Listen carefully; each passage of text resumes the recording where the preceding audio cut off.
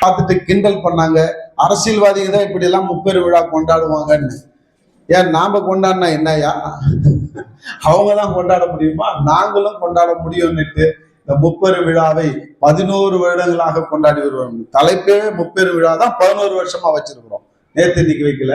இன்னைக்கு சிறப்பு விருந்தினராக, சிறப்பு செய்தியாளராக நம் மத்தியிலே வந்திருக்கிற, மதுராந்தகத்திலே நல்மேய்ப்பர் ஊழியத்தை செய்கிற நம்முடைய நல்ல ஊழியக்காரர் சதீஷை கரங்களை தட்டி நாம் வரவேற்போம். தேவ செய்தியை கொண்டு வருவார். தேங்க்யூ.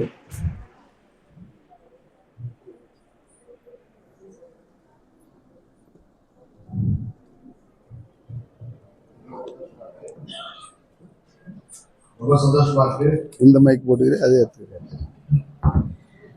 அந்த ஆண்டு அறிக்கை படிக்கும்போது எனக்கு பழைய நினைவு ஞாபகம்.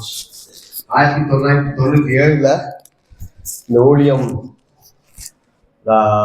அண்ணன் வீட்டில் தொடங்கின போது முதல் ஆராதனைக்கு அன்னைக்கு பாட்டு பாட நான் தான் வந்தேன், ராயபுரம் டீமோட. இன்னைக்கு பார்க்கும்போது ஆச்சரியமா இருக்கு.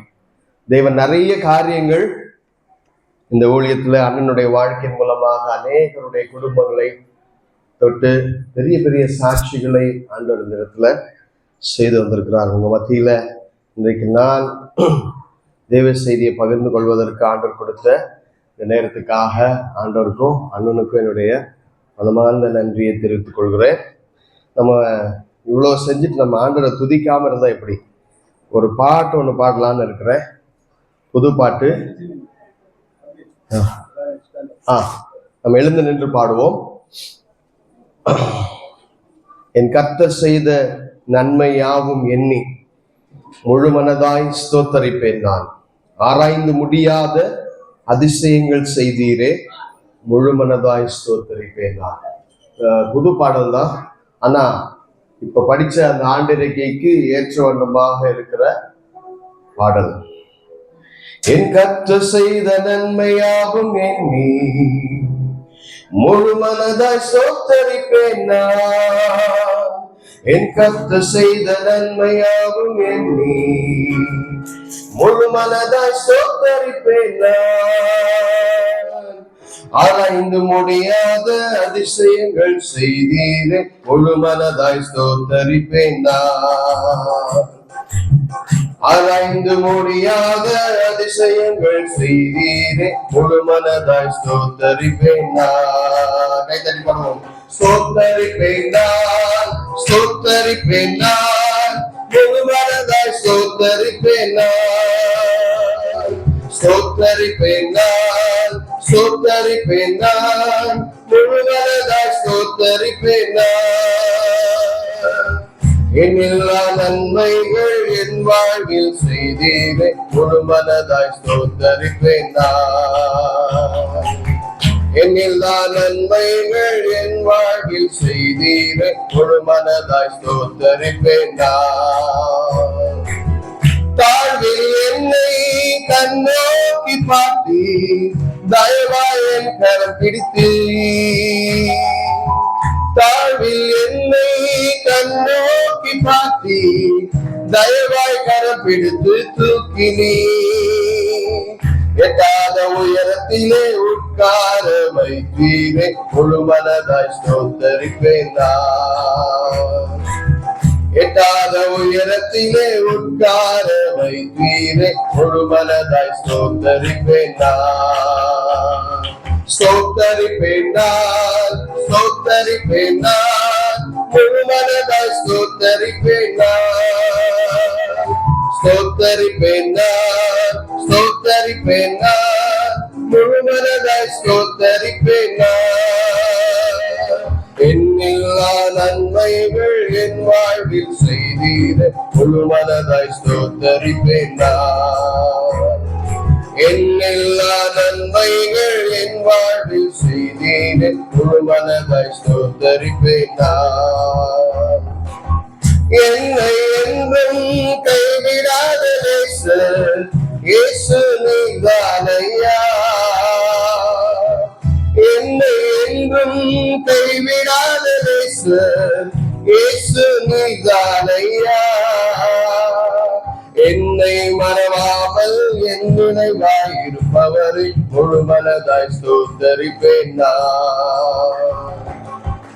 என்னை மறவாமல் என் நினைவாய் இருப்பவரை முழு மனதாய் ஸ்தோத்தரிப்பேன் நான். ஸ்தோத்தரிப்பேன் நான், ஸ்தோத்தரிப்பேன் நான், முழு மனதாய் ஸ்தோத்தரிப்பேன் நான். கை தட்டி எல்லாரும் ஸ்தோத்தரிப்பேன் நான், ஸ்தோத்தரிப்பேன் நான், முழு மனதாய் ஸ்தோத்தரிப்பேன் நான். எண்ணில்லா நன்மைகள் என் வாழ்வில் செய்தீரே முழு மனதாய் ஸ்தோத்தரிப்பேன் நான். எண்ணில்லா நன்மைகள் என் வாழ்வில் செய்தீரே முழு மனதாய் ஸ்தோத்தரிப்பேன் நான். என்னை என்றும் மேய்ச்சல் நடத்தும் மேய்ப்பர் நீதானையா. என்னை என்றும் மேய்ச்சல் நடத்தும் மேய்ப்பர் நீதானையா. நன்மை கிருபை என்று பிற செய்தீரே முழு மனதாய் ஸ்தோத்தரிப்பேன் நான். நன்மை கிருபை என்றும் பின்தொடர செய்தீரே முழு மனதாய் ஸ்தோத்தரிப்பேன் நான். ஸ்தோத்தரிப்பேன் நான், ஸ்தோத்தரிப்பேன் நான், முழு மனதாய் ஸ்தோத்தரிப்பேன் நான். எல்லாரும் ஸ்தோத்தரிப்பேன், கையை தட்டி முழு மனதாய் ஸ்தோத்தரிப்பேன் நான். எண்ணில்லா நன்மைகள் என் வாழ்வில் செய்தீரே முழு மனதாய் ஸ்தோத்தரிப்பேன் நான். எண்ணில்லா நன்மைகள் என் வாழ்வில் செய்தீரே முழு மனதாய் ஸ்தோத்தரிப்பேன் நான். என் கர்த்தர் செய்த நன்மையாகும் எண்ணி முழு மனதாய் ஸ்தோத்தரிப்பேன் நான். என் கர்த்தர் செய்த நன்மையாகும் எண்ணி முழு மனதாய் ஸ்தோத்தரிப்பேன் நான். ஆராய்ந்து முடியாத அதிசயங்கள் செய்தீரே முழு மனதாய் ஸ்தோத்தரிப்பேன் நான். ஆராய்ந்து முடியாத அதிசயங்கள் செய்தீரே முழு மனதாய் ஸ்தோத்தரிப்பேன் நான். கையை தட்டி ஸ்தோத்தரிப்பேன் நான். தலைக்கு மேல வச்சு முழு மனதாய் ஸ்தோத்தரிப்பேன் நான். நல்ல வேகமா கையை தட்டி ஸ்தோத்தரிப்பேன் நான். முழு மனதாய் ஸ்தோத்தரிப்பேன் நான்.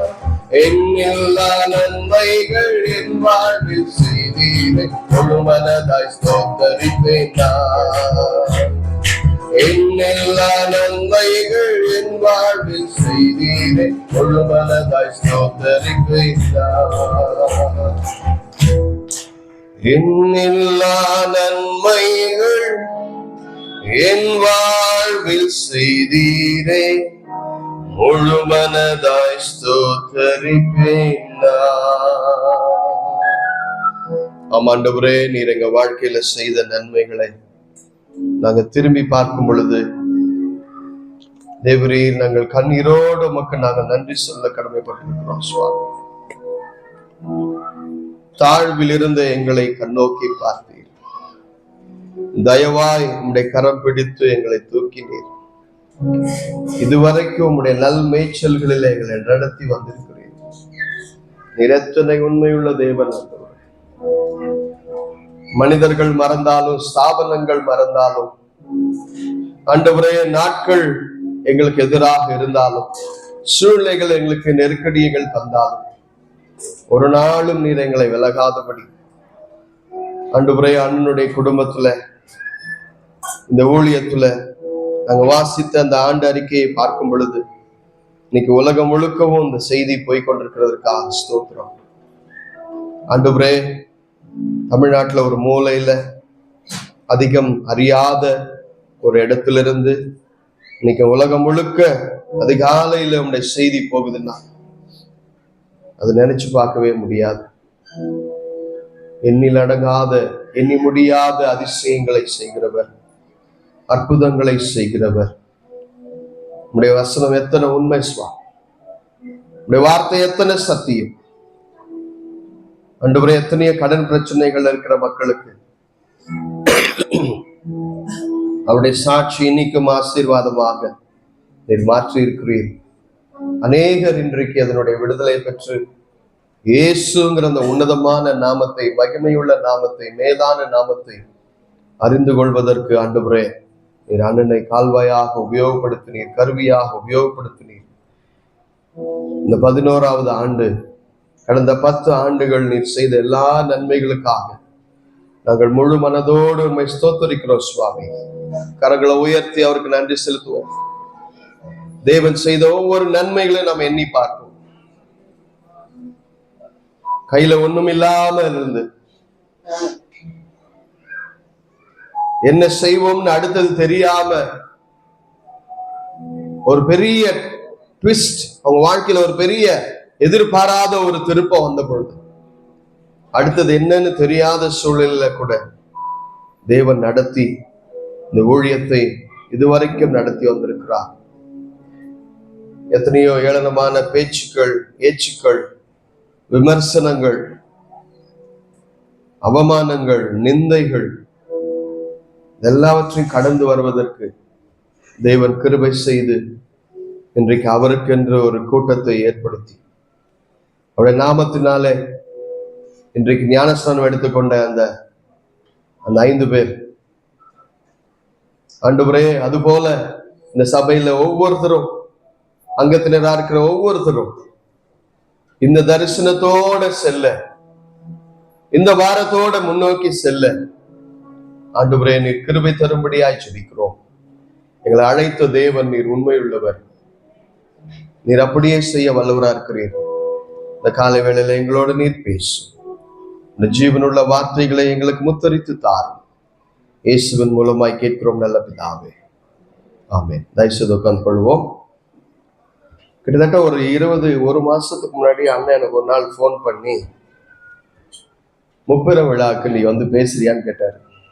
எனக்கு ஒரு நிமிஷம் ஒரு ஸ்பீட் பிரேக்கர்ல ஏறி இறங்குற மாதிரி ஆயிடுச்சு. ஏன், என்னடா அது நம்மளை கூப்பிடுறாங்களே அப்படின்னு யோசிச்சேன். சரி, ஆண்டவர் அவங்களுக்கு ஏதோ சொல்லியிருக்கார் போல, சரிண்ணே அப்படின்ட்டேன். ஆனா என்ன செய்தி கொடுக்கறதுன்னு ரொம்ப குழப்பம்.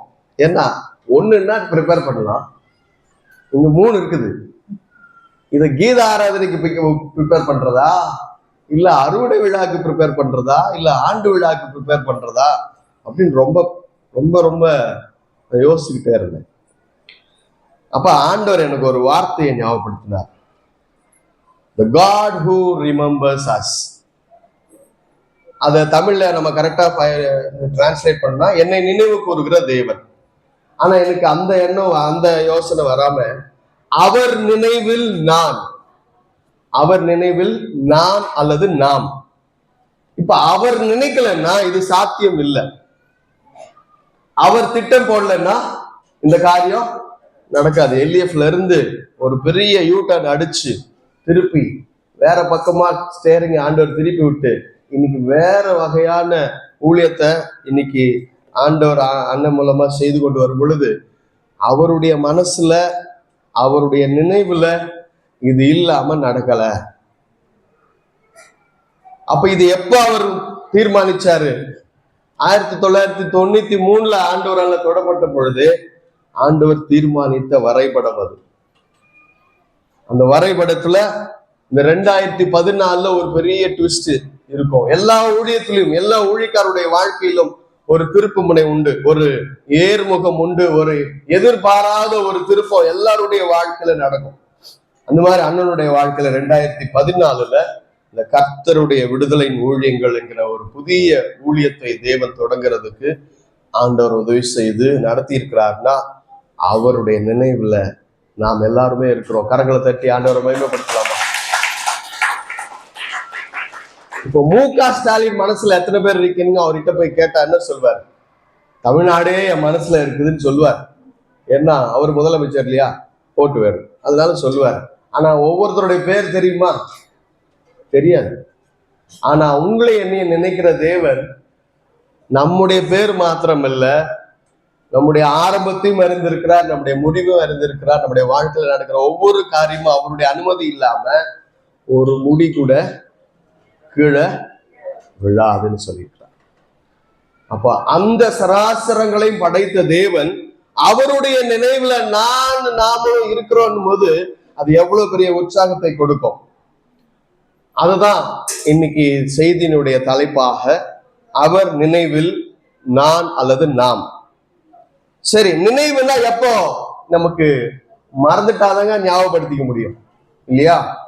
மறந்துட்டேன், அவங்கள ஞாபகப்படுத்திக்கிறேன், அப்படிதான் நினைவுல வச்சிருக்கிறேன். ஆனா தேவன் நினைவு கொள்கிற காரியம் என்கிறது காட் ரிமெம்பரிங்னா அப்படி கிடையாது. தேவன் நினைவு கொண்டாருன்னா அப்ப எப்பயோ மறந்துட்டாருன்னு அர்த்தம் கிடையாது. அவர் எப்பொழுதுமே மறப்பது இல்லை. அவர் ஒரு நாளும் நான் உன்னை மறப்பதில்லைன்னு சொன்னவர் அந்த வார்த்தையில தான் நிற்பார். அவர் மறக்கவே மாட்டார். ஆனா நினைவு கூர்றேன்னு சொல்லும் பொழுது என்ன சொல்ல வர்றாருன்னா, அவர் நினைவு கூர்றேன்னு சொல்லும் பொழுது ஒரு புதிய காரியத்தை செய்ய போகிறார். அதற்கான ஆரம்பத்தை எடுக்கிறார். அவர் சொன்ன வாக்குத்தத்தங்களை நிறைவேற்ற அவர் முற்படுகிறார். அவருடைய உடன்படிக்கையை நிறைவேற்ற உட்படுகிறார். அப்போ தேவன் நினைவு கூறான்னு சொன்னா அங்க ஒரு சில காரியங்கள் நடக்கும். முதல்ல ஒரு விடுதலை கிடைக்கும், டெலிவரன்ஸ் கிடைக்கும். வாசிக்கலாம், யாத்ராகமம் 2ஆம் அதிகாரம் 24, 25. யாத்ராகமம் 2ஆம் அதிகாரம் 24, 20. தேவன் அவர்கள் பெருமூச்சை கேட்டு தாம் ஆபிரகாமோடும் ஈசாக்கோடும் யாக்கோபோடும் செய்த உடன்படிக்கையை நினைவு கூர்ந்தார். அப்படின்னா மறக்கல. அந்த டேட் வருது. அவர் செய்ய வேண்டிய காரியத்துக்கான நாள் வந்தபோது, அவர் குறித்த நாள் வந்த பொழுது அவர் அதை நினைவு கூறுகிறார். 25ஆம் வசனம்.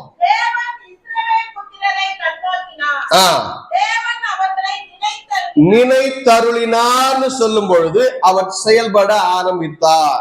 பக்கத்துல கைபிடிச்சு சொல்லுங்க, தேவன் நினைச்சிருக்காருன்னா அவர் ஏதோ செய்ய போறாரு. பக்கத்துல கையை பிடிச்சு நல்ல முகத்தை பார்த்து சந்தோஷமா சொல்லுங்களேன். தேவன் நினைச்சாருன்னா எதையோ செய்ய போறாரு. ஆமா, இப்போ உங்களை எல்லாம் நினைச்சிட்டார். அப்ப இஸ்ரேல் தேசத்து மக்களை ஒரு நாள் அவர் நினைவு கூர்ந்தார். என்ன நினைவு கூர்ந்தார்? ஆபிரகாமோடும் ஈசாக்கோடும் யாக்கோபோடும் செய்த ஒரு உடன்படிக்கையை அவர் நினைவு கூர்ந்தார். நான் என்னுடைய தாசனாகிய ஆபிரகாமோடு நான் ஒரு உடன்படிக்கை செய்திருந்தேன். இந்த தேசத்தை, இந்த ஜனங்களை எனக்கென்று நான் உருவாக்குவேன், உன்னை ஆசீர்வதித்து உன்னை பெரிய ஜாதி ஆக்குவேன் ஆபிரகாம் இடத்துல சொன்னேன். அந்த ஜாதிய எகிப்து தேசத்துல அடிமைத்தனத்திலிருந்து வெளியே கொண்டு வர்றதுக்கு கர்த்தர் இறங்கினார், நினைவு கூர்ந்து இறங்கினார். அப்போ அவர் நினைவு கூறும் பொழுது அங்கே ஒரு டெலிவரன்ஸ், அங்க ஒரு விடுதலை வருகிறது. அப்ப ஆண்டவர் நினைவு கூறுறாருன்னா அங்க என்ன நடக்கும்? நினைவு கூறுதல் நடக்கும். அதே இன்னொரு இடத்துல பார்த்தோம்னால் ஆதியாகமம் 8ஆம் அதிகாரம் 1வது வசனத்தை வாசிக்கலாம். அவர் நினைவு கூறும்போது என்ன நடக்குன்னு பார்ப்போம். ஆதியாகமம் 8ஆம் அதிகாரம் 1 வசனம். தேவன் நோவாவையும் அவனுடனே பேரில் இருந்த சகல காட்டு மிருகங்களையும் சகல நாட்டு மிருகங்களையும் நிலைத்தருளினார். தேவன் பூமியின் மேல் காற்றை வீச பண்ணினார். அப்பொழுதுதான் ஜலம் அமர ஆரம்பிச்சது. அது வரைக்கும் பேழை தண்ணியில மிதந்துட்டே இருந்துச்சு. 40 நாள் இடைவிடாமல் இரவும் பகலும் மழை பெஞ்சு பூமி அனைத்தும் தண்ணீர்னால நிரம்பி இருந்த போது 40 நாட்களுக்கு மேலாக மழை பெஞ்ச பிறகு தண்ணீர்லயே அந்த பேழை போய்கொண்டே இருந்தது. அந்த பேழைக்குள்ள இருக்கிற மிருக ஜீவன்களையும் நாட்டு மிருகங்களையும் காட்டு மிருகங்களையும் தேவன் நினைவு கூர்ந்து என்ன பண்ணாரு? அன்னைக்கு நினைவு கூர்ந்த அன்னைக்கு ஒரு காரியத்தை செய்கிறார். காற்று வீச பண்ணும் பொழுது அந்த தண்ணீர் அமர்ந்து அந்த பேழை ஒரு அரராத் மலைங்கிற மலையில நின்றது. அப்ப நினைச்சார் ஆண்டவர். அவர் நினைக்கும் போது கிரியை செய்ய ஆரம்பித்தார். சாரி, அவர் நினைக்கிறார்னாலே ஏதோ ஒரு காரியத்தை செய்கிறார், செய்ய போகிறார், செய்ய எத்தனிடுகிறார் என்று அர்த்தம். நோவாவையும் அவருடைய குடும்பத்தையும் அந்த பேழையில இருக்கிற சகல காட்டு நாட்டு மிருகங்களையும் அவர் நினைவு கூர்ந்த உடனே ஒரு காரியத்தை செய்தார். காற்று வீச பண்ணினார். அவங்களுக்கு அந்த தண்ணீர் எல்லாம் அமர ஆரம்பிச்சது. தேவன் நினைக்க ஆரம்பிச்சிட்டார்னா, தேவன் நினைக்கிறாருன்னு அர்த்தம் என்னன்னா, அவர் கிரியை செய்ய ஆரம்பிக்கிறார். உங்க வாழ்க்கையில நிறைய நேரம், நிறைய சூழ்நிலை நம்ம நினைப்போம், எனக்கு இந்த காரியத்துல இருந்து எப்பதான் விடுதலை கிடைக்கும், அதுக்காக உபவாச ஜெபம் போடுவோம், கண்ணீரோடு ஜெபிப்போம், நிறைய நாள் அதற்காக மன்றாடி கடவுளத்துல அந்த காரியம், அந்த விடுதலைக்காக நாம் நிறைய நேரம் அந்த விடுதலைக்காக நாம் ஜெபித்து காத்திருப்போம். ஆனா ஒரு நாள் ஆண்டவர் அதை நினைவு கூறும் பொழுது அந்த காரியத்தை செய்ய ஆரம்பிக்கிறார். இஸ்ரவேல் மக்களை பெருமூச்சை கேட்டு அவர் இறங்கி அவர்களுக்கு விடுதலையை அனுப்பினார். நோவாவுடைய பேழைக்குள்ள இருந்தவர்களை அவர் நினைவு கூர்ந்து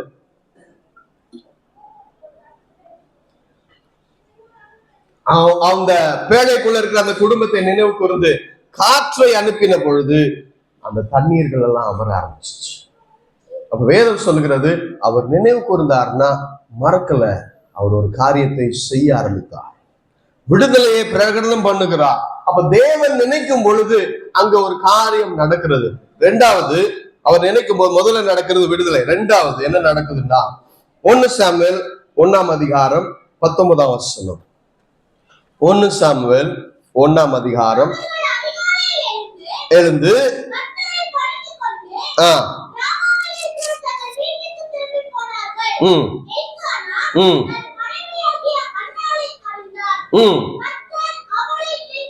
கர்த்தர் அவளை நினைத்தருளினார்.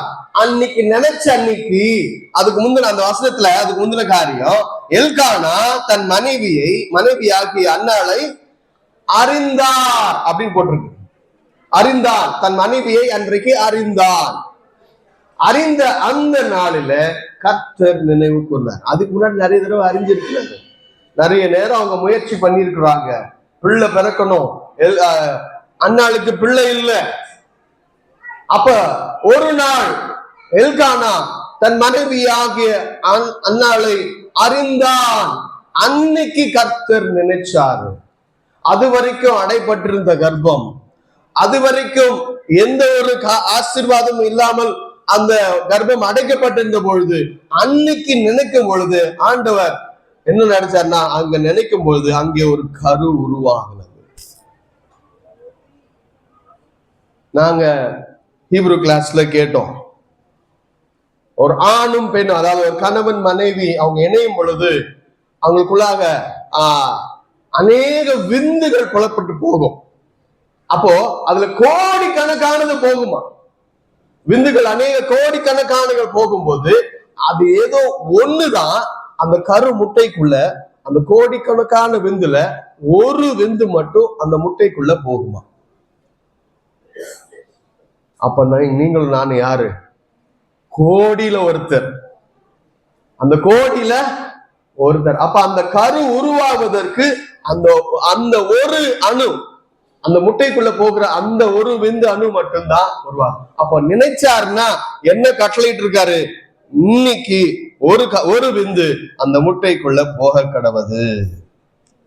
கரு முட்டைக்குள்ள போயிருச்சு, கரு உருவாகி அங்கே சாமுவேல் என்கிற தீர்க்கதரிசி உருவாகும். அப்ப கர்த்தர் நினைத்த போது அண்ணாளுடைய கர்ப்பத்துல ஒரு காரியம் நடக்கிறது. கண்ணுக்கு தெரியல, யாரும் பார்க்கல, எந்த டாக்டராலையும் பார்க்க முடியாது, யாராலையும் பார்க்க முடியாது. அண்ணாளுக்கும் அது தெரியாது, அன்னைக்கு என்ன நடந்ததுன்னு அண்ணாளுக்கும் தெரியாது.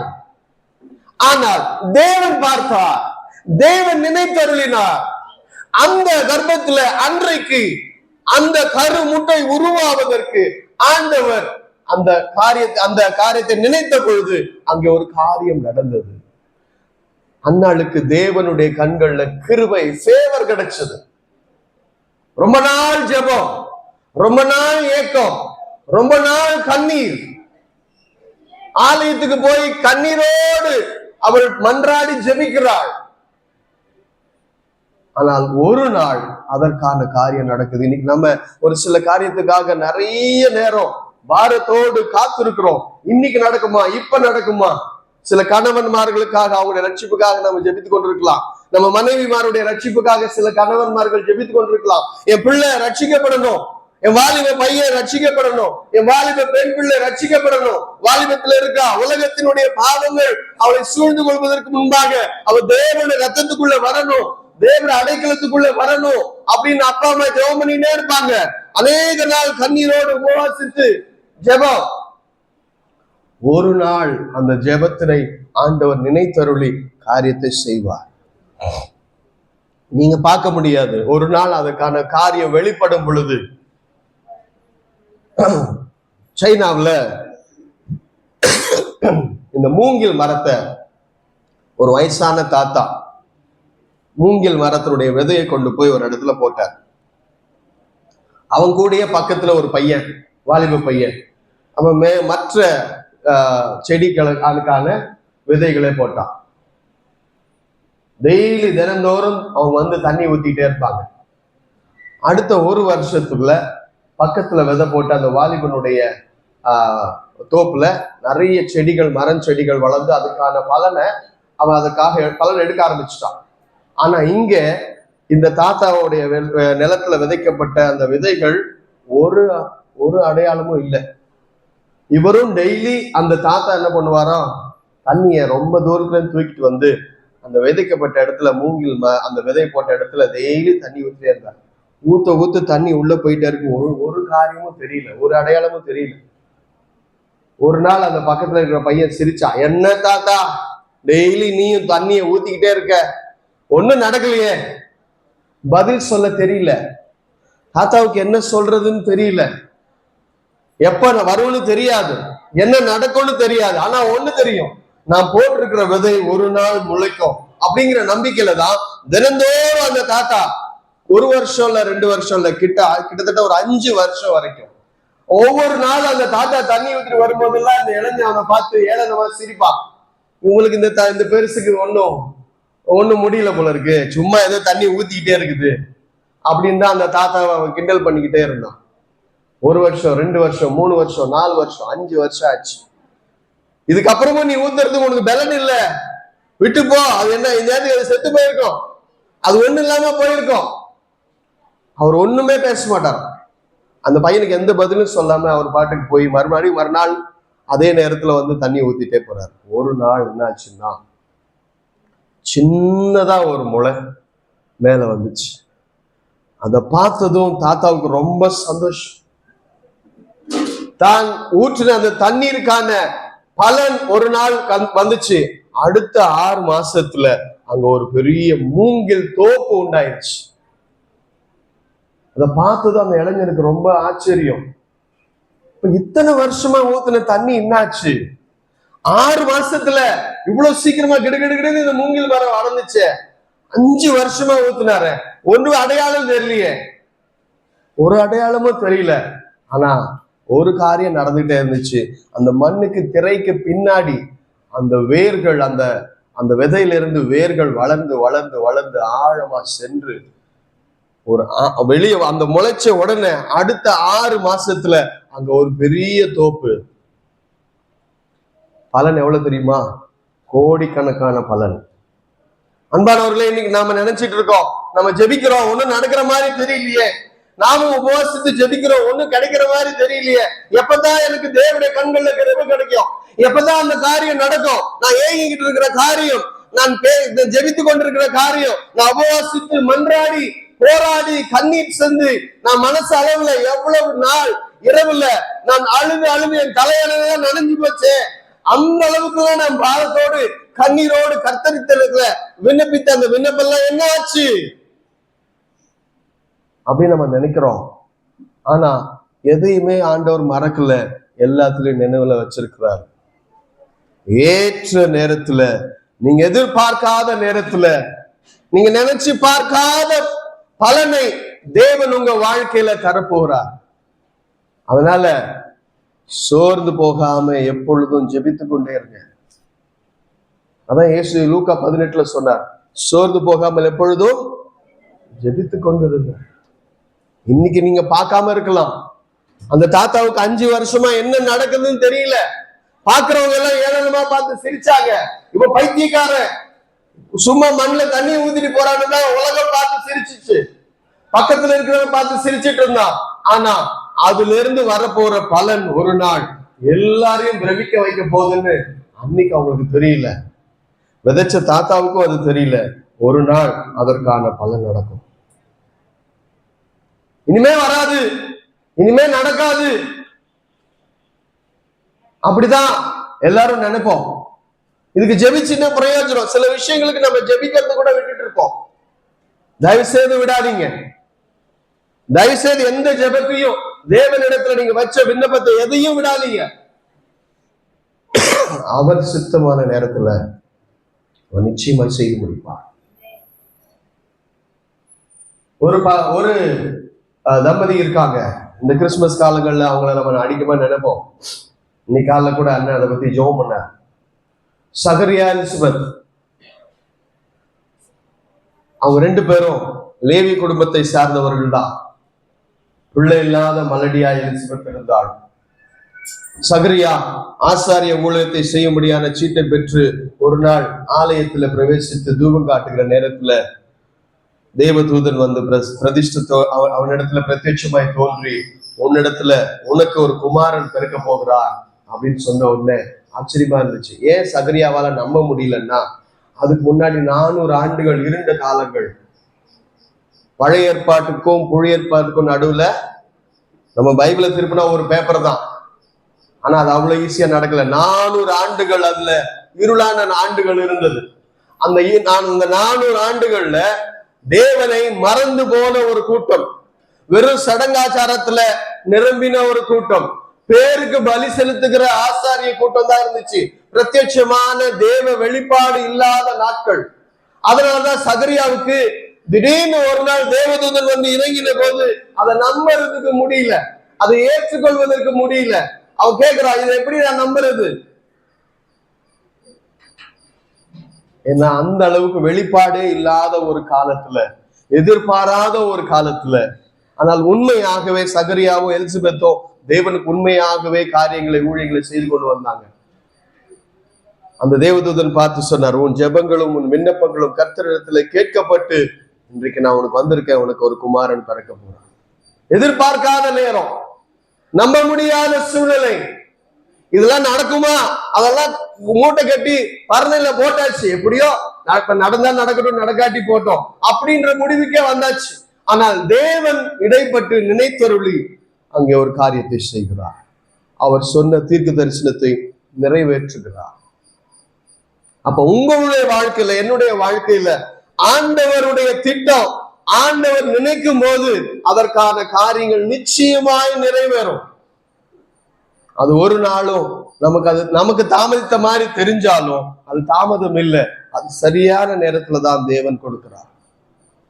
அதுக்கான காரியம் ஆண்டவர் செய்வார். 3வது, முதல்ல மீட்பு, 2வது தேவ கிருபை, தேவ தயவு கிடைக்கும், 3வது ஆசீர்வாதத்தை கொடுக்கிறார். வாசிக்கலாம். லூக்கா 1ஆம் அதிகாரம் 54-55. முதலாம் லூக்கா 1ஆம் அதிகாரம் 54-55. தம்முடைய பிதாக்களுக்கு அவர் சொன்னபடியே ஆபிரகாமுக்கும் அவர் சந்ததிக்கும் இரக்கம் செய்ய நினைத்து என்றால். யார் சொல்ற வார்த்தை இதெல்லாம்? மரியாளுடைய ஜெபம். ஒரு நாள் திடீர்னு மரியாளுடைய வாழ்க்கையில தேவதூதன் வந்து, நீ கர்ப்பவதியாக போகிறாய் அப்படின்னு சொல்லப்பட்டுச்சு. அவள் நிச்சயிக்கப்பட்டாள், யோசேப்புக்கு என்று நியமிக்கப்பட்டாள். திடீர்னு ஒரு நாள் தேவதூதன் வந்து இந்த காரியத்தை சொன்னும் போது, முதல்ல இது எப்படி ஆகும் சொன்னவ, அதுக்கப்புறமா தேவதூதன் சொன்ன காரியங்களை கேட்ட பிறகு, இதோ நான் கர்த்தருக்கு அடிமை அப்படின்னு சொல்லி கர்த்தருக்குன்ற ஒரு பாட்டை பாடுகிறாள். அந்த பாட்டுல தான் சொல்றா, நம்முடைய பிதாக்களுக்கு அவர் சொன்னபடியே. அன்பானவர்களே, ஆண்டவர் என்ன சொன்னாரோ அதை அவர் நிச்சயமாய் நிறைவேற்றுவார். வாக்குத்தத்தத்தை நிறைவேற்றுகிற தேவனாக உங்க குடும்பத்துக்காக, உங்க பிள்ளைகளுக்காக, உங்க குடும்பத்தினுடைய மீட்புக்காக, உங்க கணவருடைய ரட்சிப்புக்காக, உங்க மனைவியோட ரட்சிப்புக்காக, பிள்ளைகளுடைய ரட்சிப்புக்காக, இல்ல உங்களுடைய எதிர்காலத்துக்காக நீங்க வாக்கு தத்துவம் வாங்கி வச்சிருந்தீங்கன்னா நம்பிக்கையோட காத்திருங்க, ஒரு நாள் அது நிறைவேறும். பிதாக்களுக்கு கொடுத்த வாக்கு தத்தத்தை அவர் நினைத்து இஸ்ரவேலர்களுக்கு அவர் ஆதரவாய் வந்து நின்றார். நீங்க நினையாத நேரம், நீங்க எதிர்பார்க்காத நேரம், நீங்க நினைச்சு கூட பார்க்க மாட்டீங்க, கற்பனை செய்து கூட பார்க்க மாட்டீங்க. அந்த வாக்கு தத்தத்தை கூட சில நேரத்துல மறந்து போயிருக்கலாம். ஆனால் தேவன் மறக்கிறவர் அல்ல, தேவன் கடந்து போகிறவர் அல்ல. தேவன் நம்மை மறந்து அதை ஒரு வார்த்தை ஒரு காலத்துல சொன்ன அப்படின்னு இந்த அரசியல்வாதிக்கு சொல்ற மாதிரி வாக்குறுதிகள் கிடையாது. தேவன் சொன்னார்னா சொன்னதுதான், அது நித்திய காலம் வரைக்கும் நிறைவேறும், அதுல மாற்றம் இல்லை. மனிதர்கள் நாம் சொல்ற வார்த்தைக்கு அடுத்த நாளே அப்படியா சொன்ன அப்படின்னு நம்ம கேட்போம், அதான் மனுஷன். ஆனால் தேவன் ஒரு முறை சொன்னாரானால், உங்களிடத்துல ஆண்டவர் ஒரு வாக்குத்தத்தத்தை கொடுப்பாரானால் அது நிச்சயம் நிறைவேறும். இங்க மரியாள் சொல்லுகிறார், எனக்கு நடந்தது எனக்கு கொடுத்த வாக்குத்தத்தம் அல்ல, என் பிதாவாகிய ஆபிரகாமுக்கு கொடுக்கப்பட்ட வாக்குத்தத்தம், அது என் பிதாக்களுக்கு கொடுக்கப்பட்ட வாக்குத்தத்தம். அதை நிறைவேறுவதற்கு நான் ஒரு கருவியாக இருக்கிறேன். அதனாலதான் சொன்னான், இதோ நான் கர்த்தருக்கு அடிமை. தேவனுடைய வாக்கு தத்துவம் நிறைவேறுவதற்கு மரியாள் அன்றைக்கு ஒரு கருவியாக ஆண்டவர் உபயோகப்படுத்தினார். அதனால வாக்கு தத்துவம் வாங்கி வச்சிருக்கீங்களா? எத்தனை பேர் வாங்கி வச்சிருக்கீங்க? கரங்களை தூக்கி சொல்லுங்க பார்க்கலாம். விசுவாசத்தோட இருங்க. வாங்காதவங்க இன்னைக்கே வாக்கு தத்துவம் வாங்குங்க, அதற்காக ஜெபிங்க, நம்பிக்கையோட விசுவாசத்தோட ஜெபிங்க. எந்த காரியத்துக்காக நீங்க ஜெபிக்கிறீங்களோ விசுவாசத்தோட ஜெபித்து ஆண்டவரிடத்துல ஒரு வாக்கு தத்தத்தை சம்பாதித்துக் கொள். அது உனக்கானது, அது உங்களுக்கு சொந்தமானது. அந்த வாக்கு தத்துவம் நிறைவேற ஜெபிங்க. நிச்சயமா ஒரு நாள் வரும், அந்த வாக்கு தத்துவம் நிறைவேறுகிற அந்த பலனை நீங்க பார்ப்பீங்க. மரியாள் பார்த்தாள். ஒரு நாள் ஜார்ஜ் முல்லர் 2000 பிள்ளைகளுக்கு மேல அநாத பிள்ளைகளை வச்சு அந்த ஆர்ஃபனேஜ் நடத்திட்டு இருக்காரு, அநாத ஆசிரமம் நடத்திட்டு இருக்கிறார். ஒரு நாள் சிஸ்டர் வந்து சொல்றாங்க, வேலைக்காரி வந்து சொல்றா, ஐயா இன்னைக்கு காலையில பசங்களுக்கு கொடுக்கறதுக்கு ஒண்ணுமே இல்லை. அப்படியா? எல்லா பசங்களையும் டைனிங் ஹால்ல டைனிங் டேபிள்ல உட்கார வைங்க அப்படின்னு சொல்லிட்டு உட்கார வச்சாங்க. எல்லாருக்கும் தட்டும் கொடுக்கப்பட்டுச்சு, பசங்க எல்லாம் உட்கார்ந்து இருக்கிறாங்க. இவர் நேரா அவருடைய ஜெபாரைக்கு போய் கதவு மூடிக்கிட்டார். முழங்கால நின்று ஜெபிக்கிறார். அவர் ஜெபிக்கிற கொஞ்ச நேரத்துல வாசல்ல ஒருத்தர் வந்து கதவை தட்டுறாரு. என்னன்னு கேட்டா, இன்னைக்கு காலையில நான் ஜெபிக்கும் போது ஆண்டவர் என்னோட பேசினார். எனக்கு சொந்தமான ஒரு பேக்கரி இருக்குது. ஆண்டவர் சொன்னார், இந்த பிள்ளைகளுக்காக நீ அப்பம் பிரெட் தயாரிக்கணும், அந்த பிரெட்டை தயாரிப்பு அவங்க கிட்ட கொடுங்க அப்படின்னு சொன்னாரு. அதனால மூட்டை மூட்டையா பிரெட்டை கொண்டாந்து இறக்குனாராம். இப்படி அவர் சொல்லிட்டே முடிக்கும் போது அந்த ஆர்ஃபனேஜோடைய வாசல்ல ஒரு பால் வண்டி டயர் பஸ்ட் ஆகி அப்படியே அந்த இடத்துல நின்று போச்சு, பிரேக் டவுன் ஆகி நின்று போச்சு. அப்ப அந்த பால் டிரைவர் அள்ளி ஓட்டுற அந்த டிரைவர் சொன்னானா, நான் இதை ரெடி பண்றது ரொம்ப நேரம் ஆயிடும், அதுக்குள்ள பால் கெட்டுடும், அதனால இந்த பால் எல்லாத்தையும் நீங்களே எடுத்துக்கோங்க அப்படின்னு சொன்னார். அன்பானவர்களே, நாம நினைக்கிறோம், ஆனா நாம தேவன் செய்வாருங்கிற நிச்சயத்தோட ஜெபிக்க ஆரம்பிச்சோம்னா நீங்க எதிர்பாராத நேரத்துல எதிர்பார்க்காத வழியில அதை அவர் செய்வார். ஏன்னா அவருடைய நினைவுல நீங்களும் நானும் இருக்கிறோம். அவர் மறக்கல. மறந்துட்ட மாதிரி நமக்கு தோணும், பிசாசு மறந்துட்டான்னு சொல்லுவான்.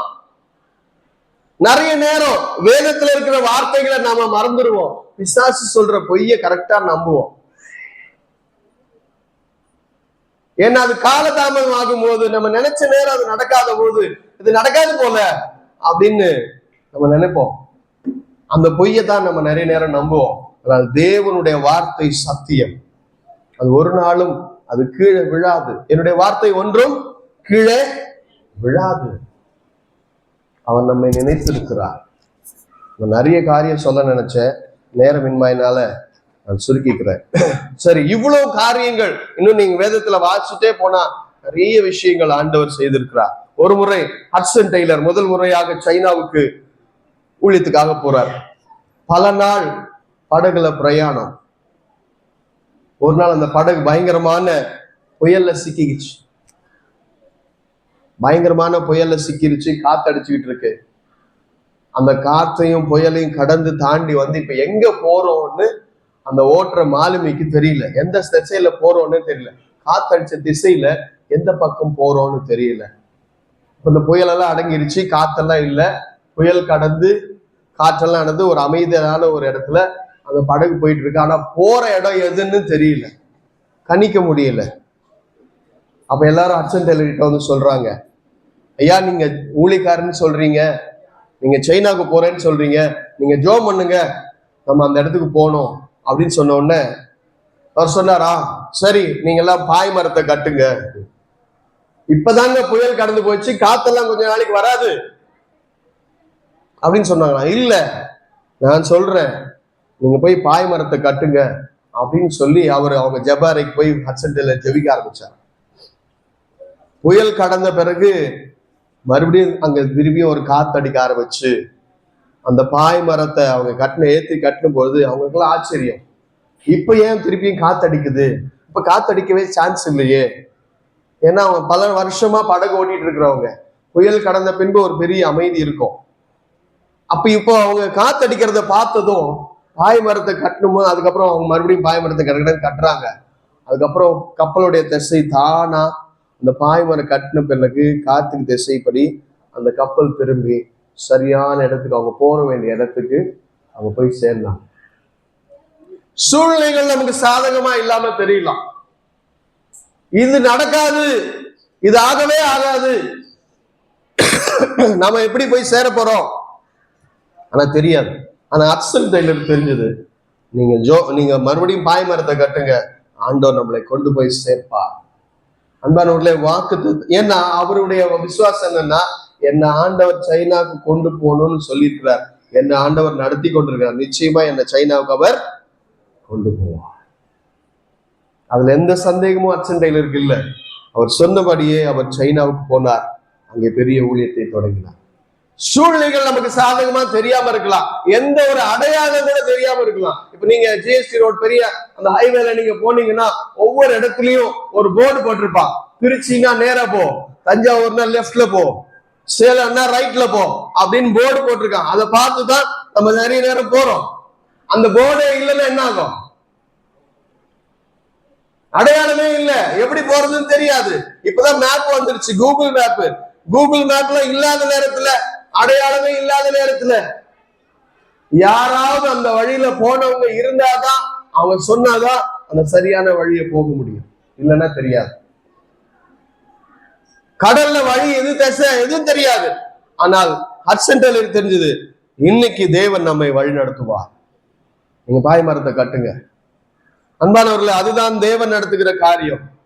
நம்ம நினைச்சோட பார்க்க மாட்டோம், யோசிச்சு பார்த்திருக்க மாட்டோம், இதெல்லாம் நடக்காது அப்படின்னு நம்ம நிறைய நேரம் தள்ளி வச்சிருப்போம்.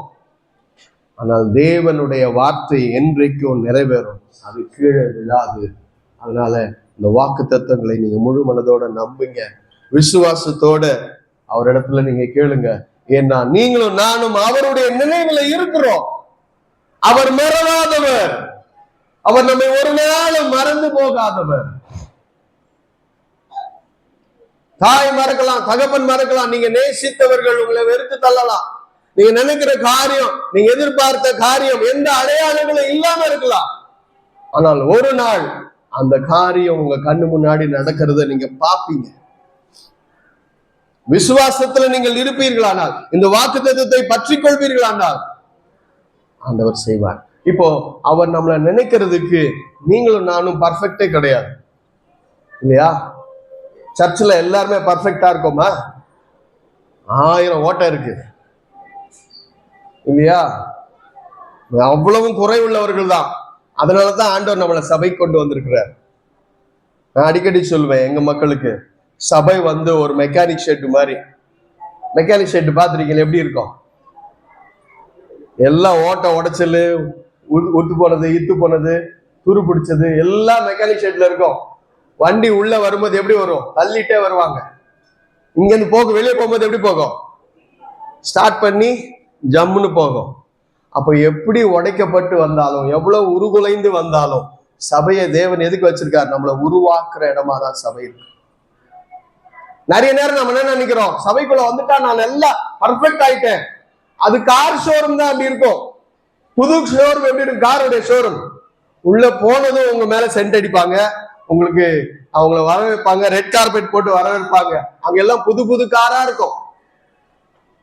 கார் ஷோரூம் இல்ல, சபை கார் மெக்கானிக். அங்க எல்லாம் உடைஞ்சு போனது எல்லாத்தையும் தூக்கி எறிஞ்சது எல்லாத்தையும் சரி பண்ணி அது ஓடாததெல்லாம் ஓட வைக்கிறது தான் சபை. இயங்காததெல்லாம் இயங்க வைக்கிறது தான் சபை. தேராதெல்லாம் இது தேரவே தேராதுன்னு உலகம் தூக்கி போட்டு பாருங்க. அங்க தூக்கி போட்ட பொருளை உள்ள கொண்டு வாங்க, அவன் தேறினவனாக மாற்றுவது சபை. அப்போ நம்மளை அவர் நினைக்கிறதுக்கு நாம எல்லாம் தேறினவங்க கிடையாது, பர்ஃபெக்டான ஆள் கிடையாது. குறை உள்ளவர், தவறுகிறவர், விழுந்து போனவர், அவங்களதான் ஆண்டவர் நினைக்கிறார். அப்படி நினைச்சு அவங்களை உருவாக்கி அவர்களை வெளியே கொண்டு போகும்போது அவர்களை சீஷர்களாக ஆண்டவர் வெளியே கொண்டு வர விரும்புகிறார். உங்களை எண்ணி ஆண்டவர் இன்னைக்கு அண்ணன் சொன்னாங்க, விசுவாசிகளா இருக்குன்னு நினைக்காதீங்க, சீஷரா மாறணும், சீஷர்களா மாறணும். ஆண்டவர் நம்மை அப்படிப்பட்ட காலகட்டத்துக்குள்ளதான் கொண்டு வந்திருக்காரு. இன்னைக்கு அறுவடையை செஞ்சு இன்னைக்கு 5 பேர் ஞானஸ்நானம் எடுத்திருக்காங்க. அடுத்த வருஷம் 5ங்கிறது 50ஆ மாறணும். அதுக்கு யார் பலன் போடணும்? யார் போடணும்? எல்லாரும் சேர்ந்து அந்த காரியத்தை செய்யணும். நீங்க ஒவ்வொருத்தரும் உங்க சொந்தக்காரங்க, உங்க பக்கத்து வீட்டுக்காரங்க, உங்களோட வேலை செய்யறவங்களுக்கு இந்த நற்செய்தியை நீங்க சொல்ல ஆரம்பிச்சீங்கன்னா 5, 50 ஆகும். ஆனா இன்னைக்கு நம்ம சொல்றதுக்கு தயாரா இல்லை, கூச்சப்படுறோம். சொன்னா என்ன நினைப்பாங்க? எதுக்கும் பயப்படாதீங்க. கர்த்தர் செய்த நன்மைகளை சொல்றதுக்கு ஒரு நாளும் நம்ம கூச்சப்படவே கூடாது. இவ்வளவு தேவன் நம்மை நேசிக்கிறதற்கு நம்ம எந்த விதத்திலும் பரிபூர்ணர்கள் கிடையாது. அவர் நம்மளை நினைச்சிட்டே இருக்காரு. அப்ப நம்முடைய ரெஸ்பான்ஸ் என்னன்னா, வாசிக்கலாம். ஆபகுக் எழுதின தீர்க்கதரிசன புஸ்தகம், ஆபகுக் தீர்க்கதரிசன புஸ்தகம். இந்த ஆபகுக் தீர்க்கதரிசன புஸ்தகம் ரொம்ப அருமையான ஒரு புஸ்தகம். எத்தனை பேர் அதை படிச்சிருக்கீங்க? ஒரு சில பேர் தான். வீட்டுக்கு போய் தயவு செய்து வாசிங்க. 3 அதிகாரம் தான் இருக்கு. முதல் அதிகாரத்துல ஆபகுக் ஜெபிக்கிறான், ஆண்டவரே நாங்க ஏன் இப்படி கஷ்டப்படுறோம்? பாபிலோன்கள் எங்க ஒடுக்குறாங்களே, இப்படி எல்லாம் எங்களுக்கு ஏன் நடக்குது? இவ்வளவு தேசத்துல அக்கிரமம் பெருகி போயிருக்கு, நாங்க ஒடுக்கப்படுகிறோம். அக்கிரமக்கார இடத்துல ஒரு சத்ரு கிட்ட நாங்க இப்படி ஒடுக்கப்படுறோமே அப்படின்னு போய் ஜெபிக்கிறாரு. அப்ப ஆண்டவர் சொல்றாரு, அவருக்கு ஒரு வாக்குத்தத்தம் கொடுப்பாரு. நீதிமான் விசுவாசத்தினாலே பிழைப்பான். The just shall live by faith அப்படின்னு சொல்வார். அப்ப நீங்க அந்த விசுவாசத்தை பிடிச்சுக்கவங்க தான் அவங்க தான் பிழைப்பாங்கன்னு சொல்லும் போது 3ஆம் அதிகாரத்துல என்ன செய்வாருன்னா, அப்ப அவர் அந்த கடைசி அதிகாரத்தினுடைய கடைசி ஒரு சில வசனங்களை வாசிச்சு முடிக்கலாம். 17ஆம் வசனம், 3ஆம் அதிகாரம் 17ஆம் வசனம். அத்திமரம் துளிர் விடாமல் போனாலும், திராட்சை செடிகளில் பழம் உண்டாகாமல் போனாலும், அற்று போனாலும் போனாலும்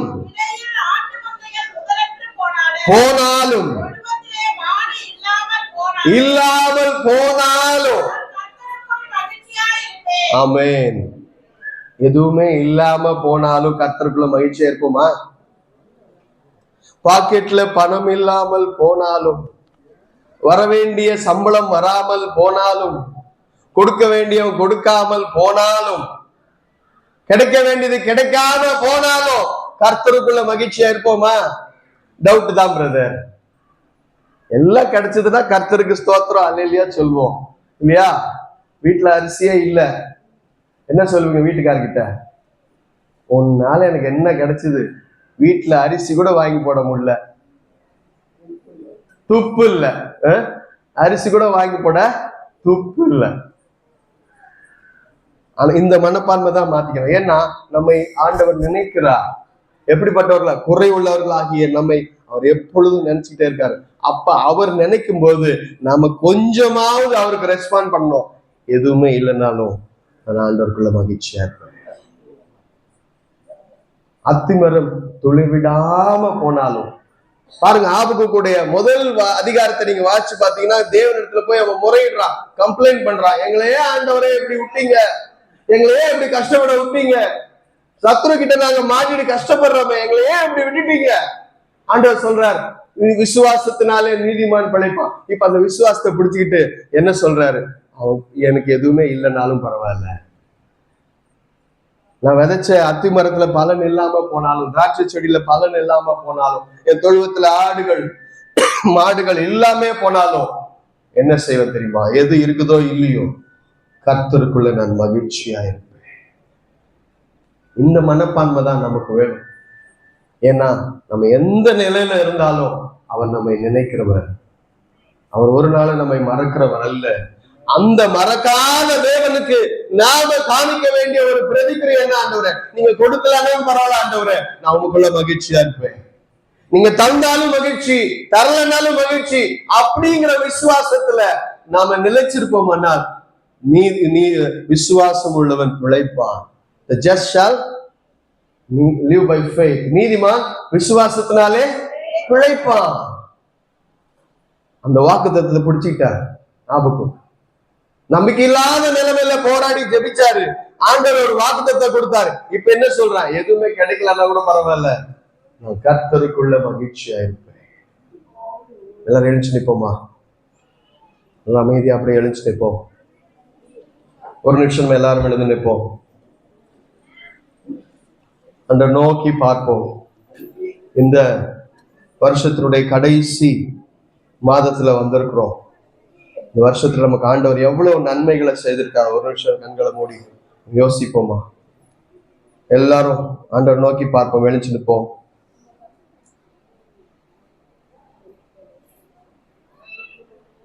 ஆண்டவரே, எத்தனை நேரத்துல ஆபகுக் முதல் அதிகாரத்துல சொன்னது போல நான் முறுமுறுத்துக்கிட்டு இருக்கிறேன், நான் முறுமுறுத்துக்கிட்டே இருக்கிறேன் ஆண்டவரே. ஆனா அதே ஆபகுக்கு நீர் வாக்குத்தத்தம் கொடுத்தீர், நீதிமான் விசுவாசத்தினாலே பிழைப்பார். ஆண்டவரே, அந்த விசுவாசத்தினால பிழைக்கிறதுக்கு அந்த காரியம் அவனோடு பேசின பிறகு ஆபகுக்குள்ள ஒரு பெரிய மாற்றம். ஈவன் இஃப் எதுவுமே இல்லாம போனாலும், அத்திமரம் துளிர் விடாமல் போனாலும், திராட்சை செடி பலன் கொடாமல் போனாலும், மந்தையில ஆடுகள் மாடுகள் இல்லாம போனாலும் நான் கர்த்தருக்குள்ள மகிழ்ச்சியா இருப்பேன். தெரியுமா, நீதிமான் விசுவாசத்தினாலே பிழைப்பான். இந்த ஒரு வாக்குத்தத்தத்தை நீங்க பிடித்துக் கொள்ளுங்க. ஆபகுக் போல நாமளும் கற்றுக்கொள்வோம். என்ன நடந்தாலும், என்ன என்னுடைய வாழ்க்கையில எந்த அடையாளங்கள் தெரியலனாலும், என்னுடைய விடுதலைக்காக, என்னுடைய மீட்புக்காக, என்னுடைய மேன்மைக்காக, என்னுடைய வளர்ச்சிக்காக, என்னுடைய ஆசீர்வாதத்துக்கான எந்த அடையாளமும் எனக்கு தெரியல. கண்ணு கட்டின தூரம் நான் ஒரு வனாந்தரத்துல இருக்கிற மாதிரி தெரியுது, கண்ணை கட்டி காட்டுல விட்ட மாதிரி தெரியுது, அடுத்தது என்னன்னு புரியல. ஆனா நம்ம கையில வேதம் இருக்கிறது. ஆண்டவர் சொல்கிறார், நீதிமான் விசுவாசத்தினாலே பிழைப்பான். அன்னைக்கு ஆபகுக்கு தெரிஞ்சதெல்லாம் பாபிலோனுடைய அந்த அடிமைத்தனம் தான் தெரிஞ்சது. அவன் ஒடுக்குறான். 1 வருஷம் இல்ல, 2 வருஷம் இல்ல, 70 ஆண்டுகள் அவங்க ஒடுக்கப்பட போறாங்க. ஆனா ஒரு காரியம் ஆபகுக்கு அன்னை ஆண்டவர் சொன்னார், நீதிமான் விசுவாசத்தினாலே பிழைப்பான். இந்த விசுவாசத்தை பிடிச்சுக்கிறவங்க எல்லாருமே ஒரு நாள் பிழைக்க போறாங்க. அந்த வாக்குத்தத்தத்தை பிடித்து கொண்ட ஆபகுக்கு சொல்கிறான், அந்த கடைசி அதிகாரத்துல அவனுக்கு ஒரு பெரிய மனமாற்றம் வருகிறது.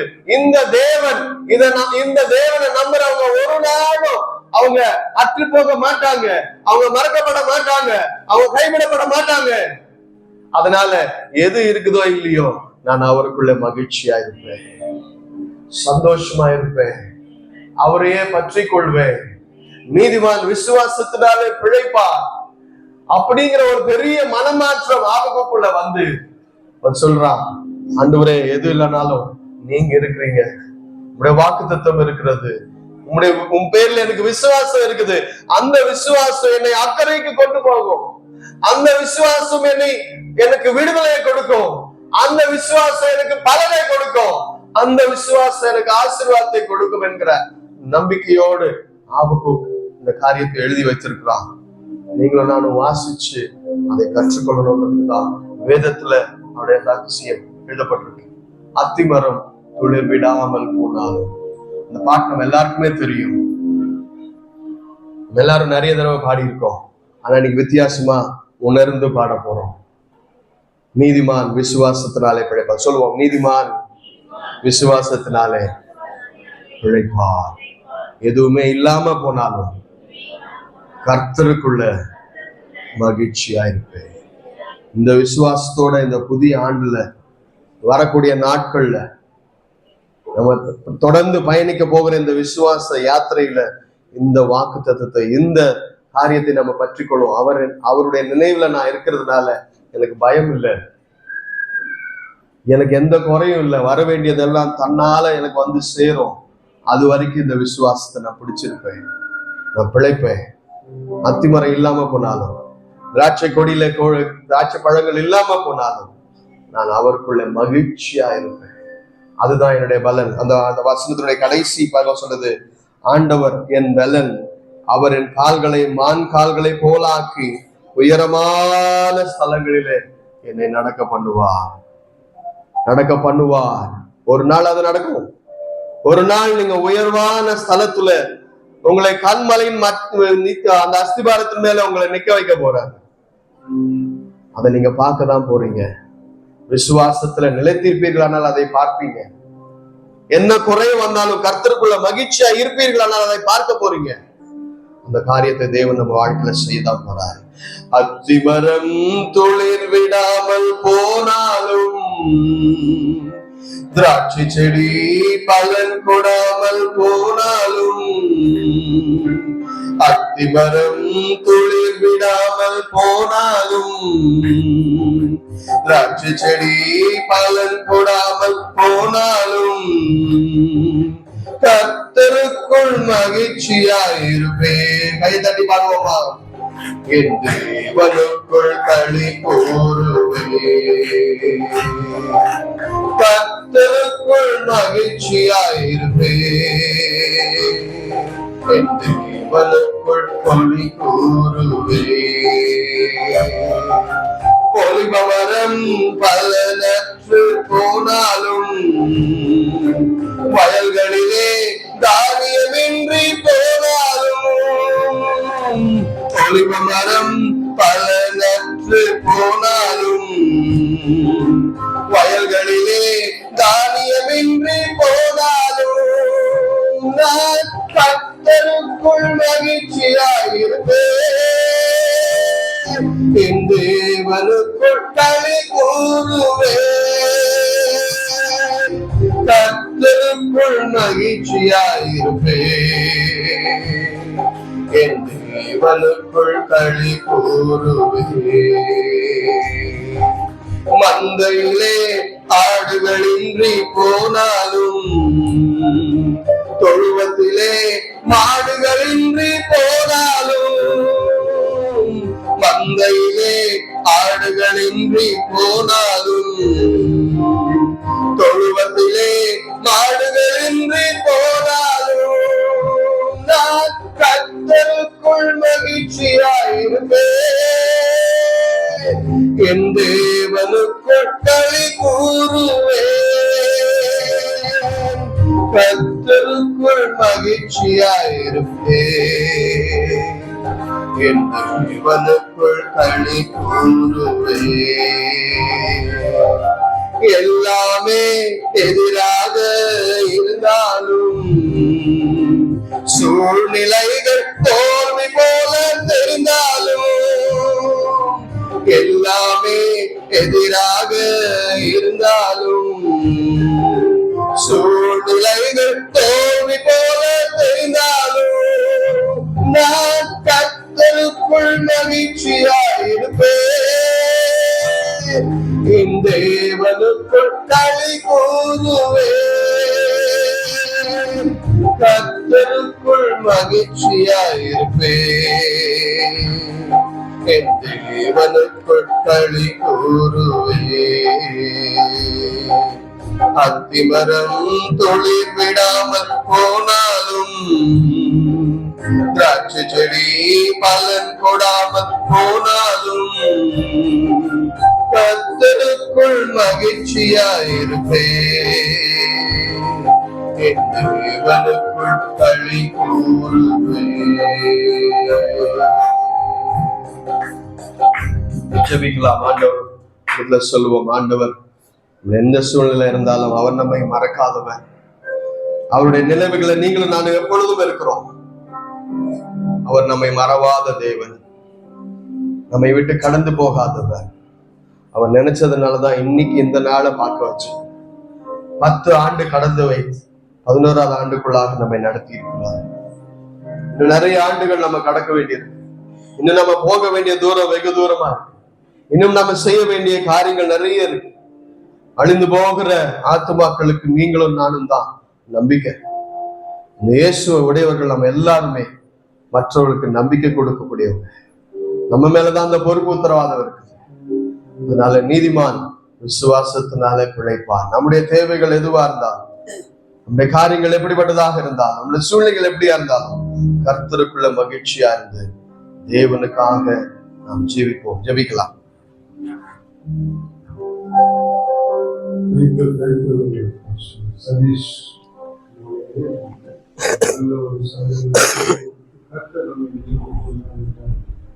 செய்தி மூலமாக 11 வருடங்களாக அநேக அற்புதங்களை அடையாளங்கள் சொல்லியும் செய்திருக்கிறார். அத்திமரம் துறையிடாமல் போனாலும் இந்த பாட்டு எனக்கு ரொம்ப பிடிச்சமான பாட்டு. அந்த பாடல் கேட்கும் போதுதான் நாங்கள் மகிழ்ச்சியாகவும் பாடலாம். ஆனந்த கண்ணீர், அழுகை கண்ணீர், ஆனந்த கண்ணீர். அந்த அளவுக்கு நான் அந்த பாட்டை நான் ரசித்திருக்கேன். ஒரு நாள் நெய்வேலியில ஒரு சர்ச்சில்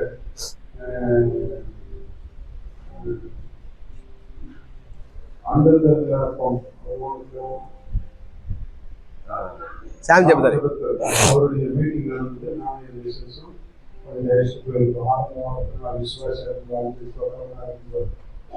முழுவதும் இந்த பாட்டை அவர் வாயால நான் கேட்கிறேன்.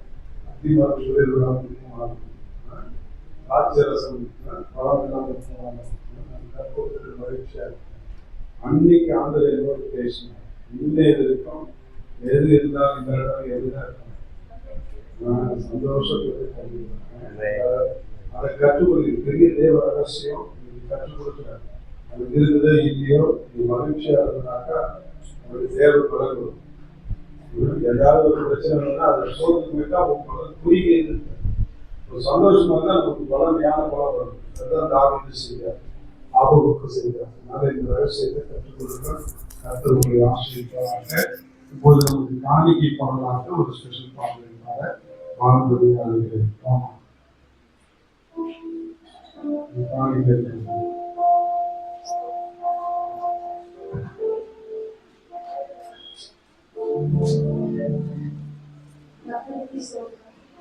நிலையான சொந்தம் நீதானே என்றும் நீ போதும் என் இயேசுவே. அயராது என்றும் அழைக்கின்ற செல்வம் நீ போதும் என் இயேசுவே. ஒளியாக நீயும் இடையாக நானும்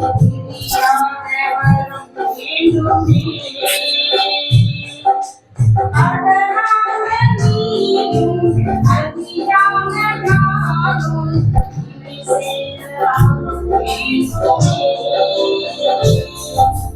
உனைத்தான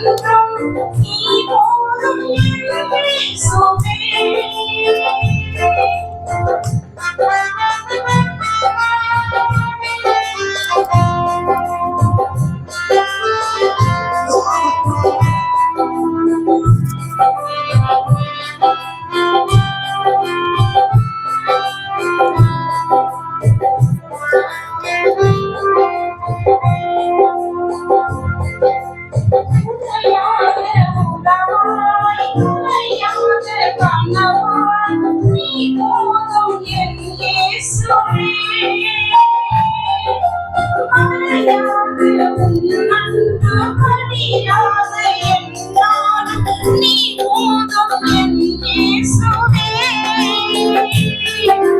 சுமந்ததாய் நான் சோர்ந்திருந்தேன், சுகமாய் வந்து நீ சேர்த்தாய். சுமைகளால் நான் சோர்ந்திருந்தேன், சுகமாய் வந்து நீ சேர்த்தாய். நீதானே என் வாழ்வின் நிலையான சொந்தமே, நிலையான சொந்தம்.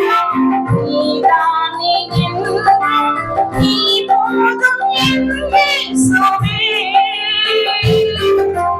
அணையாத அருளாய், அழியாத விருந்தாய், நீ போதும் என் இயேசுவே.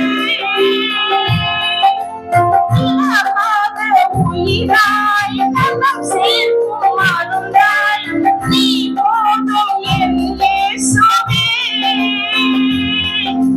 வறுமையால் நான் பாடி நின்றேன், வசந்தமாய் வந்து நீ சேர்ந்தாய். வறுமையால் நான் பாடி நின்றேன், வசந்தமாய் வந்து நீ சேர்ந்தாய். என் வாழ்வில் நீ என்றும் நிலையான சொந்தமே, நிலையான சொந்தம். நீதானே என்றும், நீ போதும் என் இயேசுவே. அயராது என்றும் அழைக்கின்ற செல்வம், நீ போதும் என் இயேசுவே. கொடியாக நீயும், இலையாக நானும், கொடியாக வர வேண்டுமே. அதனால நீயும், நதியான நானும், உன்னை சேர அருள் வேண்டுமே. உன்னை காண என் விழிகள் ஒளி தேடுதே. உன்னை அன்றே என் வாழ்வு குளிர் போன்றதே. உன்னை காண என் விழிகள் ஒளி தேடுதே. உன்னை அன்றே என் வாழ்வு குளிர் போன்றதே. நிலையான சொந்தம் நீதானே என்றும், நீ போதும் என் இயேசுவே. Happy Christmas, Happy New Year.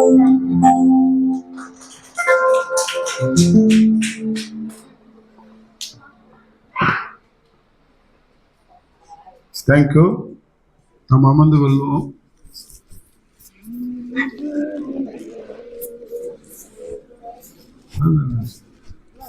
ஜெபிப்போம். இப்போது முடிவு ஜெபம், ஆசீர்வாத ஜெபம். அண்ணன் நம்ம மத்தியில் வந்திருக்கிறதான பெங்களூர்லேருந்து வந்திருக்கிற ஜேசுதாஸ் அவர் அண்ணன் வந்து இறுதி ஜெபத்தை பண்ணி நமக்கு முடிக்கும்படியாக அன்போடு அழைக்கிறேன். கொஞ்சம் அமைதியாக இருக்கணும். தம்பி அந்த நோட்டீஸ் அப்புறமா கொடுக்க சொல்லு. கொஞ்சம் இன்னும் முடியலன்னு சொல்லு.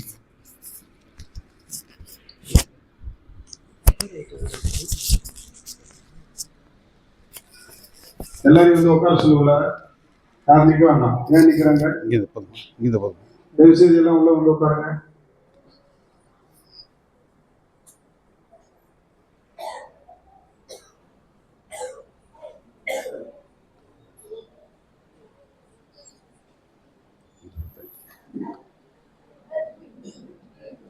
ஹல்லேலூயா. ஸ்தோத்திரிக்கிறோம் தகப்பனே, நன்றியோடு ஸ்தோத்திரிக்கிறோம் ராஜா. அன்பின் பரலோக பிதாவே, அப்பா இந்த நல்ல நாளுக்காக நன்றியோடு ஸ்தோத்திரிக்கிறோம், துதிக்கிறோம். உடைய பரிசுத்த நாமத்தை மகிமைப்படுத்துகிறோம்ப்பா. கர்த்தர் நீர் பெரியவர், நீ நல்லவர், வல்லவர், பரிசுத்தர், உன்னதர், உயர்ந்தவராக இருக்கிறீங்க. நாதனே நன்றியோடு ஸ்தோத்திரிக்கிறோம், நன்றியோடு ஸ்தோத்திரிக்கிறோம். உயரத்திலிருந்தும் தகப்பன எங்களை தாழ்மையில் இருக்கிற எங்களை நோக்கி பார்க்கின்ற தேவனா இருக்கிறீங்க. அதற்காக நன்றியோடு துதிக்கிறோம், ஸ்தோத்திரிக்கிறோம். இந்த நாளில் தகப்பனே அப்பா, இந்த அருமையான சபைக்கு தகப்பனே, அருமையான பாஸ்டர்கள் தகப்பனே அப்பா, இந்த 11 வருட காலங்களாக தகப்பன் நடத்தி வந்த கிருபைக்காக, தயவுக்காக, இரக்கத்திற்காக உமக்கு நன்றி. நடத்தி வந்த பாதையில் திரும்பி பார்க்குது ராஜா. கண்ணீரோடு உமக்கு நன்றி சொல்லுகிறோம் தகப்பனே, கண்ணீரோடு உமக்கு நன்றி சொல்லுகிறோம் தகப்பனே. எத்தனை அற்புதங்கள், எத்தனை ஆச்சரியமான காரியங்களை செய்து வந்தீங்க. இதற்காக உமக்கு நன்றி. மட்டுமின்றி தகப்பனே, சபை மூலமாக ஆசீர்வதிக்கப்பட்டவங்க, சபை மூலமாக தகப்பனை தெரிந்து கொள்ளப்பட்டவங்க எத்தனையோ பேர் ராஜா. அப்பா, அதில் நான் ஒருவனாக இருக்கிறேன் தகப்பனை. ஆசீர்வாதத்தை பெற்றுக்கொண்டவன் அப்பா, அருமையான வார்த்தைகளை கேட்டு தகப்பனை பலனடைந்தவன் தகப்பனை எத்தனையோ சூழ்நிலைகளில் மோசமான சூழ்நிலையில் தகப்பனை அப்பா அவருடைய வார்த்தைகளை கேட்கும்போது தகப்பனை வேதத்தின் வெளிச்சத்தை கேட்க அப்பா வேதத்தின் ரகசியங்களை காணும்போது கேட்கும்போது ராஜா தகப்பனை உயிர் பெற்றவன் நான் தகப்பனை ஹல்லேலூயா நிமித்தமாக இந்த நாளில் என்ன கொண்டு வந்திருக்கிறீங்க. அதற்காக நன்றியோடு ஸ்தோத்திரிக்கிறோம், நன்றியோடு துதிக்கிறோம். எங்களை மறவாமல் தகப்பனை நினைவு கூறுகிற தேவன் தகப்பனை என் வாக்குத்தத்த தேவன் உண்மை உள்ளவராக இருக்கிறீங்க. தகப்பனை நடத்தி வருகிற பார்த்து நடத்துவீங்க. நடத்தி வை தகப்பனை அப்பா நீங்க தகப்பன் நடத்தியும் அதுல மழ்கின்ற தேவனுமா இருக்கிறீங்க. அதற்காக நன்றியோடு நன்றியோடு துதிக்கிறேன் தகப்பனை. விசேஷமாக நாளில் தகப்பனை அப்பா இந்த இடத்துல தகப்பன் நானும் தகப்பனை வந்து கலந்து கொண்ட ஒவ்வொருவருக்காக உமக்கு நன்றி ராஜா. அப்பா இந்த முப்பெரு விழாவை தகப்பனை கொண்டாட கர்த்தர் கிருபை செய்ததற்காக நன்றியோடு ஸ்தோத்திரிக்கிறேன், நன்றியோடு துதிக்கிறேன் தகப்பனை. அப்பா இதில் தகப்பனை அப்பா இந்த அப்பா செய்தியை கேட்ட தகப்பனை அருமையான செய்தியை தகப்பனை பாஸ்டர் மூலமாக சத்தியம் மூலமாக கொடுத்தீங்க. அதற்காக நன்றியோடு ஸ்தோத்திரிக்கிறோம். நினைவு கூறுகிற தேவன் தகப்பனை அப்பா நினைவு கூறுகிற தேவன் தகப்பனை கர்த்தருக்கு பயப்படுகிற சிறியோரையும் பெரியோரையும் ஆசீர்வதிக்கிற தேவனார் இருக்கிறீர் என்பதை வேதத்தில் வாசிக்கிறோம் தகப்பனை. அதன்படி தகப்பனை நீங்க ஆசீர்வாத தருகிற தேவனா இருக்கிறீங்க. அப்பா அந்த தேவன் தகப்பனை ஆசீர்வதிக்கிற தேவன் நினைவு கூறுகிற தேவன் என்றால் புதிய காரியத்தை செய்கிற தேவனா இருக்கிறீங்க. அதற்காக நன்றியோடு ஸ்தோத்திரிக்கிற நன்றியோடு துதிக்கிறோம் தகப்பனை. இந்த வார்த்தை கேட்ட தகப்பனை ஒவ்வொருவரையும் ஆசீர்வதிங்க, பலப்படுத்துங்க தகப்பனை. அப்பா ஹல்லேலூயா. இன்னும் தகப்பன் யாரெல்லாம் தகப்பன் யூடியூப் மூலமாக அப்பா இது கேட்க போகிறார்கள் ஒவ்வொரு பலனடைய தகப்பனை கர்த்தனை கிருபை பாராட்ட வேண்டுமாய் அப்பா அந்த மெய்யான தேவன் உண்மையோடு தொழுது கொள்கிறவர்களாக இருக்க கர்த்தர் கிருபை தாங்க. நீங்க வழி நடத்துங்க, பொறுப்படுங்கப்பா. இந்த நாளில் தகப்பனை செய்த நன்றி அப்பா இந்த கூட்டத்திற்காக நன்றியோடு ஸ்தோத்திரிக்கிறோம். அப்பா இதன் எல்லா தேவைகளை சந்தித்து கர்த்தர் நீங்க வழி நடத்த இன்னும் தேவைகள் அதிகமா இருக்குது. எல்லாவற்றையும் தகப்பனை கர்த்தர் அதன் காலம் நிறுத்தியா செய்து முடிக்கின்ற தேவனா இருக்கிறபடினால் உண்மை நன்றியோடு ஸ்தோத்திரிக்கிறோம் தகப்பனை. அப்பா இந்த நாளில் தகப்பனை இன்னும் தகப்பனை கோடி நின்று சொல்லி முடிக்கிறோம் ராஜா. எல்லா துதிகான மகிமையும் ஒருவருக்கே செலுத்தி கர்த்தர் ரட்சகருமான இயேசு கிறிஸ்துவின் பரிசுத்த நாமத்தில் ஜெபிக்கிறேன் ஜீவன் நல்ல பிதாவே. ஆமென் ஆமென். நாளுடாகவே பார்க்கணும்னு நம்மளுடன் நேற்றுலாம் ட்ராவல் பண்ணி வந்துருக்கிறாங்க. இப்போது ஆசீர்வாத ஜெபத்தோடு முடிக்கிறோம்.